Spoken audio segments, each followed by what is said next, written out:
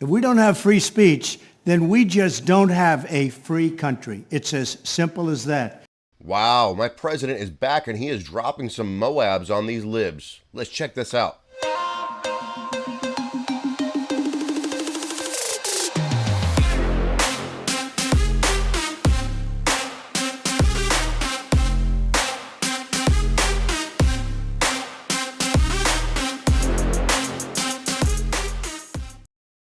How is everybody doing today? My name is Ty with Right IQ, and I want to thank you for visiting me today. Hopefully you like what you see because I found it very interesting.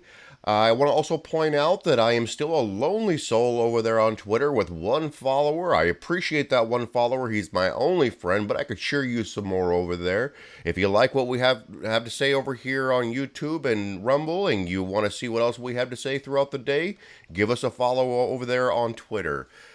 With that being said, let's go ahead and get into this. Donald Trump has basically come out and proven that he is the man that we need in that presidency. He is the only one coming out talking about our rights and our freedoms like he does. And when he does it with some power and strength. And I really like what he had to say. Everybody thought that, the Trump card announcement was going to be, a different kind of a bombshell than what it was. But right after he dropped that, he dropped a new video. I don't know if you've seen it before. It's about a 6-minute video. It's kind of long, but man, it is so important. And if you like your freedom of speech and if you like your freedoms in general, and you're looking for somebody who wants to fight for you, fight for the American people, and make sure that we all have a voice, let's listen to this 6-minute video. If you haven't listened to it before, you're going to love this. Check this out. If we don't have free speech, then we just don't have a free country. It's as simple as that. If this most fundamental right is allowed to perish, then the rest of our rights and liberties will topple just like dominoes, one by one. They'll go down. That's why today I'm announcing my plan to shatter the left-wing censorship regime and to reclaim the right to free speech for all Americans. And reclaim is a very important word in this case because they've taken it away. In recent weeks, bombshell reports have confirmed that a sinister group of deep state bureaucrats, Silicon Valley tyrants, left-wing activists, and depraved corporate news media have been conspiring to manipulate and silence the American people. They have collaborated to suppress vital information on everything from elections to public health. The censorship cartel must be dismantled and destroyed, and it must happen immediately. And here's my plan.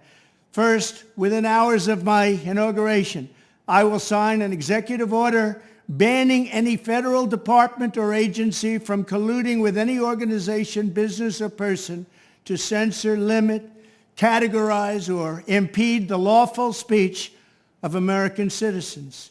I will then ban federal money from being used to label domestic speech as mis- or disinformation. And I will begin the process of identifying and firing every federal bureaucrat who has engaged in domestic censorship, directly or indirectly, whether they are the Department of Homeland Security, the Department of Health, Human Services, the FBI, the DOJ, no matter who they are. Second, I will order the Department of Justice to investigate all parties involved in the new online censorship regime, which is absolutely destructive and terrible, and to aggressively prosecute any and all crimes identified. These include possible violations of federal civil rights law, campaign finance laws, federal election law, securities law, and antitrust laws, the Hatch Act, and a host of other potential criminal, civil, regulatory, and constitutional offenses. To assist in these efforts, I am urging House Republicans to immediately send preservation letters, and we have to do this right now, to the Biden administration, the Biden campaign, and every Silicon Valley tech giant, ordering them not to destroy evidence of censorship. Third, upon my inauguration as president, I will ask Congress to send a bill to my desk revising Section 230 to get big online platforms out of censorship business. From now on, digital platforms should only qualify for immunity protection under Section 230 if they meet high standards of neutrality, transparency, fairness, and non-discrimination. We should require these platforms to increase their efforts to take down unlawful content such as child exploitation and promoting terrorism, while dramatically curtailing their power to arbitrarily restrict lawful speech. Fourth, we need to break up the entire toxic censorship industry that has arisen under the false guise of tackling so-called mis- and disinformation. The federal government should immediately stop funding all nonprofits and academic programs that support this authoritarian project. If any U.S. university is discovered to have engaged in censorship activities or election interferences in the past, such as flagging social media content for removal of blacklisting, those universities should lose federal research dollars and federal student loan support for a period of 5 years and maybe more. We should also enact new laws laying out clear criminal penalties for federal bureaucrats who partner with private entities to do an end run around the Constitution and deprive Americans of their First, Fourth, and Fifth Amendment rights. In other words, deprive them of their vote. And once you lose those elections, and once you lose your borders like we have, you no longer have a country. Furthermore, to confront the problems of major platforms being infiltrated by legions of former deep staters and intelligence officials, there should be a 7-year calling off period before any employee of the FBI, CIA, NSA, DNI, DHS, or DOD is allowed to take a job at a company possessing vast quantities of U.S. user data. Fifth, the time has finally come for Congress to pass a digital Bill of Rights. This should include a right to digital due process. In other words, government officials should need a court order to take down online content, not send information requests such as the FBI was sending to Twitter.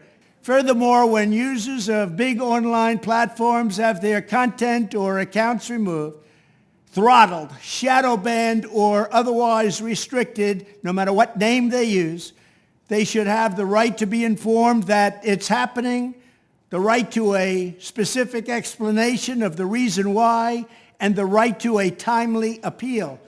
In addition, all users over the age of 18 should have the right to opt out of content moderation and curation entirely and receive an unmanipulated stream of information if they so choose. The fight for free speech is a matter of victory or death for America and for the survival of Western civilization itself. When I am president, this whole rotten system of censorship and information control will be ripped out of the system at large. There won't be anything left. By restoring free speech, we'll begin to reclaim our democracy and save our nation. Thank you, and God bless America. I'm telling you, I love this guy. And I cannot wait for him to be sitting in that Oval Office one more time, because if you think he did a lot of damage in his first 4 years of being president, man, he is really going to turn over some tables in the next 4 years. And I truly believe that he's going to be the next president. I think things are going to get so bad with Joe Biden that everybody's going to be begging to have Donald Trump back. I'm not even worried about DeSantis. I think that DeSantis is a good guy. I think he's a great governor. And one day, I believe that he's going to be a great president.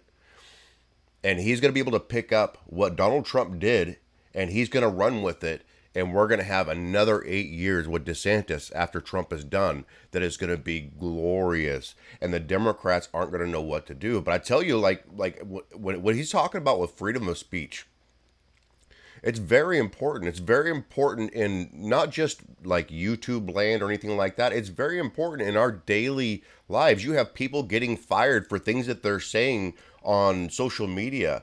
And what we say in our personal lives is our business, and we shouldn't be hassled for saying what we believe. That's why I'm doing this today, because I'm tired of people trying to tell me how I'm supposed to act, how I'm supposed to speak. I'm tired of people trying to dictate how my life is supposed to go, how they think it's supposed to go. But when you look at their lives aren't good. Look at Nancy Pelosi. Look what's going on with her life. You think that she should be in charge of our speech? Do you think that she should be calling up and contacting these social media companies and telling them what we should be saying, what we shouldn't be saying, what is disinformation and what is not disinformation? I don't think so. You should be cleaning up your own backyard before you start cleaning up mine, because you know nothing about me. You know nothing about my experiences that have brought me to this point and have guided me in the belief system that I have today.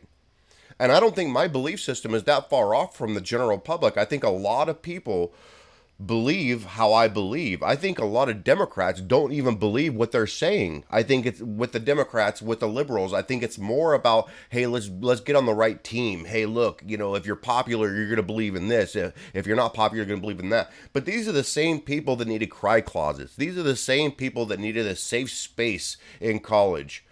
I tell you what, I may not have liked everything that was said to me growing up and as an adult, my employers or whatever it was, but it made me stronger, it made me tougher, and it made me more prepared to deal with what was coming in my future.